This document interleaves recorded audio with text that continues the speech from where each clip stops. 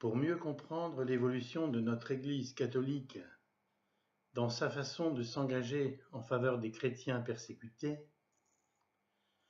je me permettrai d'établir un parallèle entre deux citations. L'une, qui est du père Werenfried van Straten, dit textuellement que la vocation de l'aide à l'Église en détresse est de sécher les larmes de Dieu partout où il pleure. Et de fait, l'AED n'a jamais cessé, depuis qu'elle existe, de sécher les larmes de Dieu partout où il a pleuré. J'en ai été le témoin privilégié durant toute une époque. L'autre citation, plus récente, puisque datant de 2013, fait référence au premier déplacement du pape François en dehors de Rome. Ce déplacement, quasi inaugural, du pontificat, marque à mes yeux, en tout cas, une prise en compte plus radicale encore de notre Église catholique envers la condition humaine de ses enfants en détresse. Car c'est bien le pape en personne qui s'est rendu sur la petite île de Lampedusa, au large de la Sicile, là où des milliers de migrants se sont noyés dans les eaux en essayant d'atteindre le port, ce port qui est pour eux la porte de l'Europe, et ceci, bien sûr, afin d'accéder à une vie meilleure.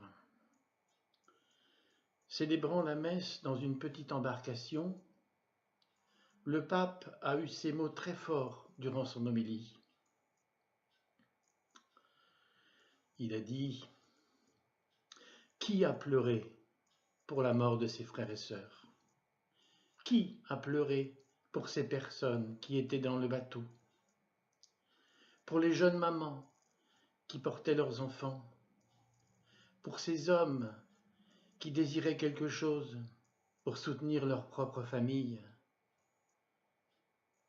Et il a ajouté « Nous sommes une société qui a oublié l'expérience des pleurs, du souffrir avec.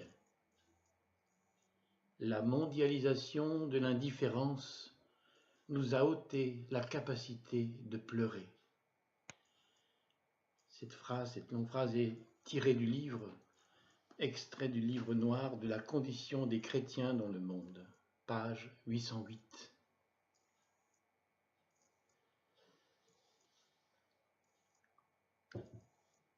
Oui, c'est bien le Saint-Père qui s'exprime ici, car l'Église n'est pas seulement, à ses yeux, composée de seuls chrétiens baptisés, qu'ils fussent ou non catholiques. L'Église, ce sont aussi tous les abandonnés, tous les exclus de la terre. Ne l'oublions pas. Nous sommes tous fils et filles d'un même Père. Fils et filles d'un Père qui aime et qui n'abandonne jamais ses enfants. Et ce qui peut même surprendre, quand on entend le pape François, c'est qu'il utilise le même mot que celui employé par le père Werenfried. Le mot « pleure ». Et qu'il ne se contente pas de constater le fait. Il nous interpelle. Et cette fois-ci, non pas au nom de l'AED. Cela vient de plus haut, au nom même de l'Église, de notre Église catholique. Qui a pleuré, dit-il? Qui s'est soucié de ces jeunes mamans qui portaient leurs enfants? Qui s'est soucié de ces papas qui avaient tellement envie de protéger leur famille? Oh, comme vous avez dû vous réjouir, cher père Werenfried, en voyant le Saint-Père prendre en quelque sorte votre relève pour dire au monde encore et encore le cri bouleversant d'un Dieu qui pleure. Plus récemment, le 13 juin 2014.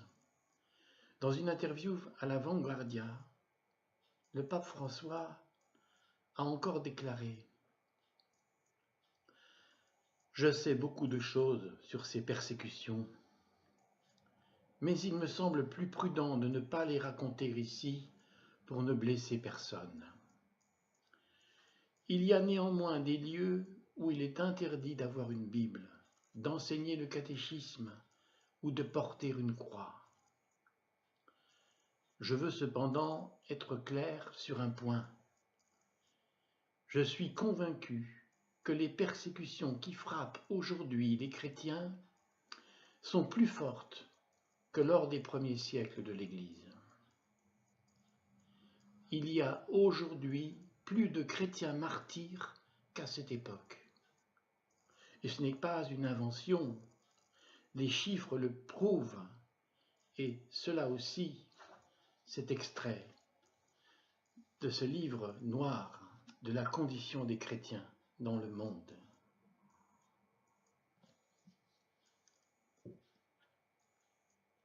Heureux sommes-nous donc, chrétiens d'Occident, nous qui sommes libres de vivre, de pratiquer librement nos religions,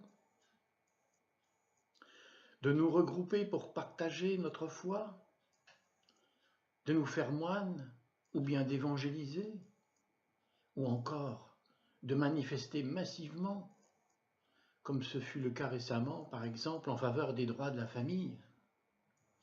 Oui, heureux sommes-nous, mais le savons-nous assez? En guise de conclusion à ces 3 petits enregistrements, je dirais ceci. Entre le monde d'hier, marqué par un communisme qui n'en finit toujours pas de mourir, et le monde d'aujourd'hui qui se gargarise des bienfaits d'un modernisme poussé à l'extrême, modernisme dont on ne sait trop, hélas, où cela nous mènera. N'est-ce pas au fond toujours le même scénario?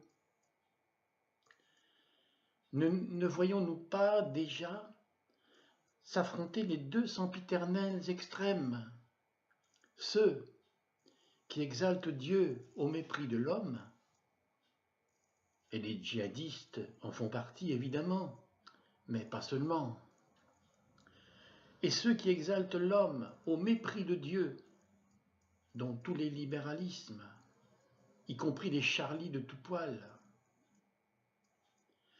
Et puis entre ces 2 extrêmes, le spectre du nouveau piège à con, des temps modernes, la mondialisation. Je dis piège à con, car si tout le monde ne cesse de vanter ses mérites et son idéal ô combien fraternel, n'empêche que la mondialisation, traîne toujours derrière elle son long cortège de désolation. Avec toutes ces inégalités toujours plus nombreuses entre les hommes, et aussi ce scandale des populations entières qu'on déracine sans le moindre espoir pour elles d'un quelconque retour. Au milieu de tout cela, et comme toujours depuis que Dieu lui-même s'est fait homme pour nous révéler son chemin, il y a ceux que l'on ne cesse de persécuter, de torturer, voire même de massacrer ou d'emprisonner, et qui ne sauraient entrer dans aucun moule, quand bien même celui-ci leur serait imposé, et qui le font d'arrêt à cause de leur foi en Dieu, foi d'autant plus exigeante qu'elle est incompatible avec toutes les formes possibles et imaginables de la corruption ou de la compromission. Je veux parler de vous, frères et sœurs chrétiens, et vous dire aussi que vous avez raison. Mais ça, bien sûr, vous le saviez déjà. Mon royaume n'est pas de ce monde, nous dit Jésus. Et ce royaume de Dieu, bien, effectivement, n'est et ne sera jamais sur cette terre, n'en déplaise à ceux qui ont toujours milité en faveur du contraire. Et c'est pourquoi aussi, je le répète, les chrétiens d'aujourd'hui, ce qui se comprend d'autant mieux qu'on en connaît l'enjeu, sont ceux que l'on persécute le plus dans notre monde. Lisez ce livre noir sur la condition des chrétiens dans le monde, et vous en serez encore plus convaincus. Certes, en tant que chrétiens, nous aussi, on pourrait se dire, comme pour se rassurer, que ces frères-là, persécutés, ont pour eux la parole de Dieu. Vous savez, cette parole qui dit dans Matthieu, chapitre 5, versets 3 à 12, « Heureux êtes-vous si l'on vous insulte, si l'on vous persécute, et si l'on vous calomnie de toute manière à cause de moi. » Oui, bien sûr, vous êtes heureux, frères chrétiens, ainsi persécutés, mais tout de même, n'est-ce pas un peu facile de se satisfaire de ces mots et finalement de nous permettre ainsi de nous en tirer à bon compte?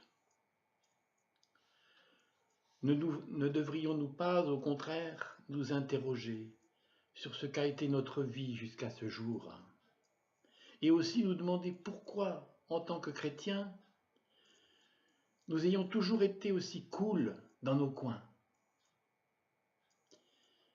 Parce qu'à l'issue de nos questionnements, ne risquons-nous pas d'aboutir à cette conclusion que finalement, si le monde qui nous entoure nous a laissés tranquilles aussi longtemps, c'est peut-être parce que nous avons été purement et simplement de bien piètres chrétiens.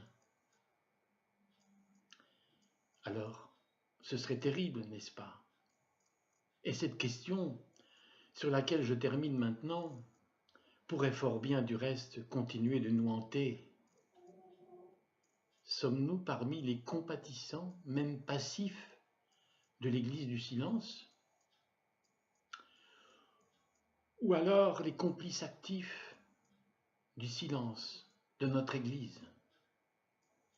Merci.